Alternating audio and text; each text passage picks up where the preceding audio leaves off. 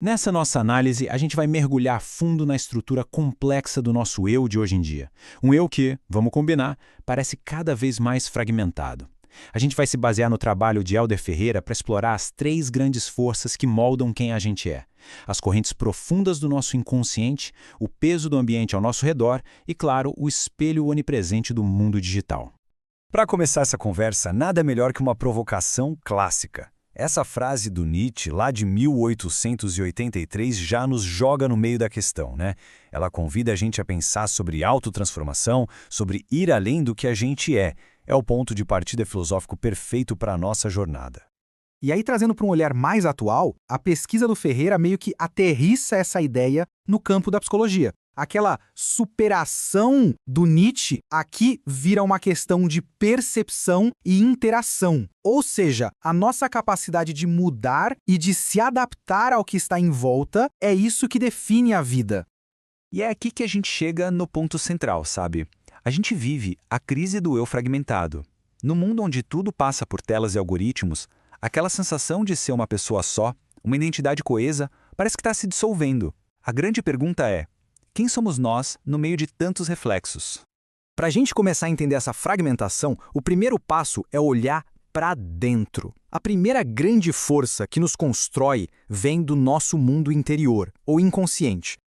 E aqui tem um conceito do Ferreira que é fascinante: o quantum inconsciente. A ideia é que o inconsciente não é só um porão escuro, sabe? Cheio de memórias reprimidas. Não. É uma energia, um fluxo vital que está sempre em movimento, atravessando a gente e conectando tudo, passado, presente e futuro. E o próprio autor reforça isso. Essa citação deixa bem claro que essa energia interna, ela não age sozinha num vácuo, ela está o tempo todo conversando com o mundo lá fora, sempre nessa busca de se afirmar, de existir. E essa ideia do quantum inconsciente, ela não surge do nada. Ela está dialogando com os gigantes da psicologia. Pensa só. Freud nos deu as pulsões, aquela energia bruta. Jung expandiu isso para um campo coletivo que a gente compartilha. E o Carl Rogers apontou para aquele conflito interno entre quem a gente acha que é e quem a gente gostaria de ser. Então, a grande virada de chave é a seguinte: o inconsciente não está trancado dentro da nossa cabeça. Ele existe entre as coisas. Ele vive no espaço entre o que a gente lembra e o que a gente vive, entre o nosso corpo e o jeito que o outro nos enxerga. Ok, a gente olhou para dentro. E agora? Agora a gente vai olhar para fora. A segunda grande força que nos define vem do exterior, o ambiente. E para entender isso, a teoria de campo de um cara chamado Kurt Lewin é perfeita. A fórmula parece simples, mas o significado dela é profundo. O nosso comportamento é sempre uma função de quem a gente é e de onde a gente está. A gente não existe isolado do nosso contexto. E essa citação do Ferreira, ela materializa essa ideia de um jeito brilhante. O ambiente é o palco onde o nosso eu se torna real, através do que a gente faz.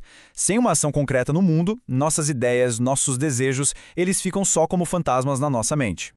E para a gente ter uma ideia do tamanho dessa influência, Ferreira propõe um número que, mesmo simbólico, faz a gente pensar.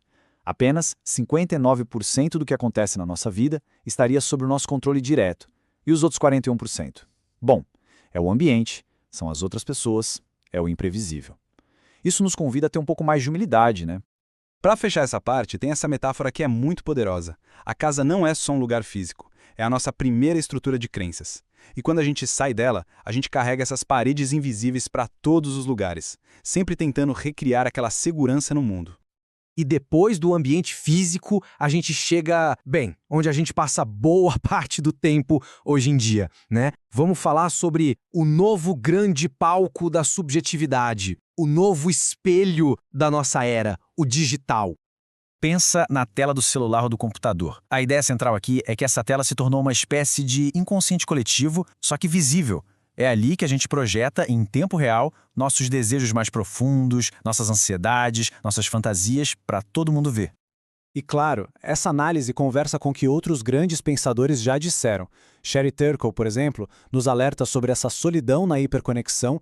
Foucault, muito antes da internet, já mostrava como a visibilidade é uma forma de poder, e Byung-Chul Han descreve a nossa cultura como uma sociedade da transparência, onde tudo tem que ser exposto.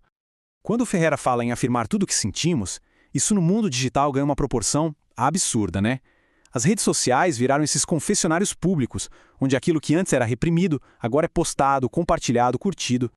Então, a conclusão é como se a gente pegasse aquela frase famosa do Marshall McLuhan e desse um upgrade nela. Hoje, o meio não é só a mensagem, o meio é o espelho. As plataformas digitais não são ferramentas neutras. Elas estão ativamente moldando e reorganizando quem a gente é.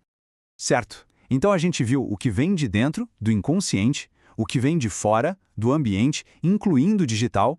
E agora, como é que a gente junta tudo isso? É aí que entra a síntese, a ideia do ser relacional. E olha, essa ideia aqui é fundamental. O Ferreira está apontando para o poder da relação.